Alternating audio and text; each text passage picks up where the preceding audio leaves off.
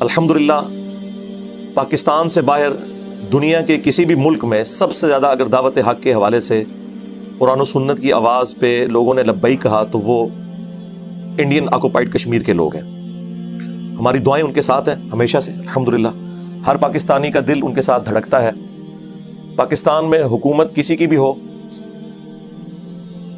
جہاں تک پاکستانیوں کا سوال ہے تو وہ کشمیر کے لوگوں کو اپنی دعاؤں میں یاد رکھتے ہیں. ہر حوالے سے اپنی جو سپورٹ ہے سوشل میڈیا پہ ہو، پولیٹیکل لیول کے اوپر ہو، اخلاقی طور پر ہو، وہ جاری رکھتے ہیں الحمدللہ. اور چونکہ وہاں پہ مسلمانوں کی پرسیکیوشن ہو رہی ہے، مسلمان وہاں ایک طرح سے مائنورٹی ہیں اگر پورے انڈیا کو دیکھا جائے، تو وہ اپنے ریلیجن کے ساتھ بھی کافی کمیٹڈ ہے.